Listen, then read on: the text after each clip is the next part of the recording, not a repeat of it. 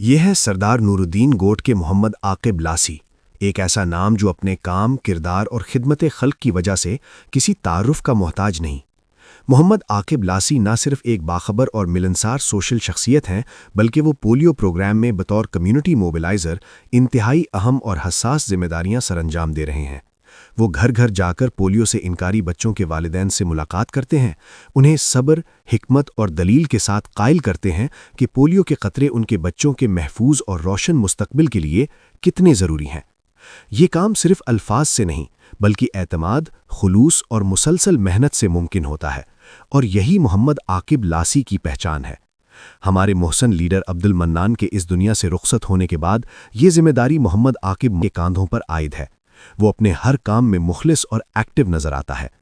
علاقے کے عوام کے ساتھ ان کا تعلق محض سرکاری ڈیوٹی تک محدود نہیں، بلکہ وہ ہر موقع پر عوام کے دکھ سکھ میں شریک رہتے ہیں۔ چاہے مسئلہ صحت کا ہو، تعلیم کا ہو یا کسی غریب خاندان کی مدد کا، محمد عاقب لاسی ہمیشہ اپنی استطاعت کے مطابق آگے بڑھ کر کردار ادا کرتے نظر آتے ہیں۔ ان کی یہی عوام دوستی انہیں علاقے میں عزت اور اعتماد کا مقام دلاتی ہے۔ پولیو جیسے موذی مرض کے خلاف جدوجہد آسان نہیں، خاص طور پر جب مزاحمت اور غلط فہمیاں سامنے ہوں، مگر محمد عاقب لاسی ہمت نہیں ہارتے۔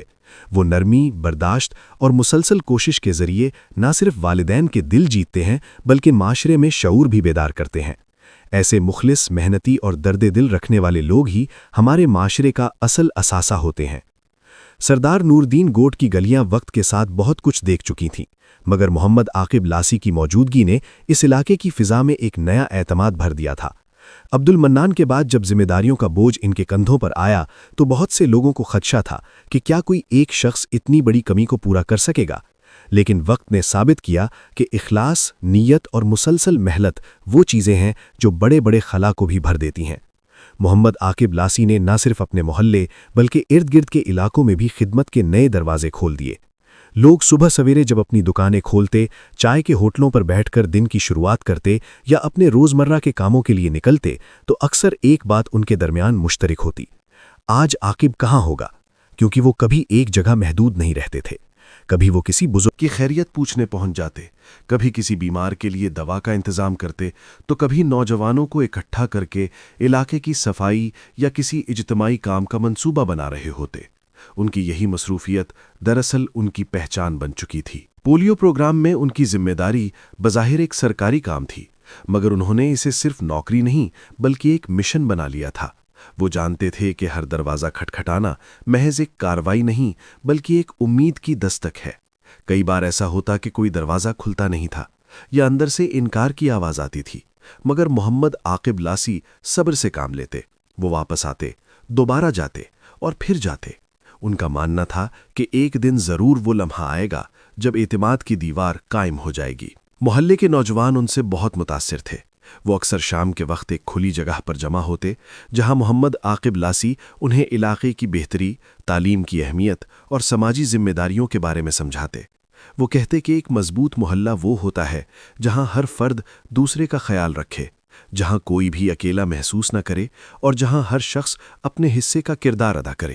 ان کی باتوں میں سادگی ہوتی مگر اثر بہت گہرا ہوتا۔ وقت کے ساتھ ساتھ محلے میں تبدیلیاں واضح نظر آنے لگیں۔ گلیاں پہلے سے صاف ستھری ہونے لگیں، لوگ ایک دوسرے کے قریب آنے لگے اور مسائل کو مل بیٹھ کر حل کرنے کی روایت مضبوط ہونے لگی۔ اگر کسی کے گھر میں مشکل آتی تو محلے کے لوگ خود بخود اکٹھے ہو جاتے۔ اس اتحاد کے پیچھے محمد عاقب لاسی کی محنت اور رہنمائی کا بڑا ہاتھ تھا۔ ایک دن محلے میں ایک بڑی مہم کا آغاز ہوا۔ مقصد تھا کہ ہر گھر تک صحت اور تعلیم کے بارے میں آگاہی پہنچائی جائے۔ محمد عاقب لاسی نے نوجوانوں کی ایک ٹیم بنائی اور انہیں ذمہ داریاں سونپی۔ ہر ٹیم کو ایک مخصوص گلی دی گئی جہاں وہ لوگوں سے ملتے، ان کے مسائل سنتے اور حل کے لیے مشورے دیتے۔ اس مہم نے نہ صرف لوگوں کو قریب کیا بلکہ انہیں یہ احساس بھی دلایا کہ وہ ایک مضبوط اور متحد کمیونٹی کا حصہ ہے۔ اس محلے کی سب سے بڑی خوبی یہ تھی کہ یہاں کے لوگ ایک دوسرے کا احترام کرتے تھے۔ اس روایت کو مضبوط کرنے میں محمد عاقب لاسی کا کردار نمایاں تھا۔ وہ ہمیشہ کہتے کہ عزت دینے سے ہی عزت ملتی ہے، اور اگر ہم اپنے علاقے کو بہتر بنانا چاہتے ہیں تو ہمیں ایک دوسرے کے لیے آسانیاں پیدا کرنی ہوں گی۔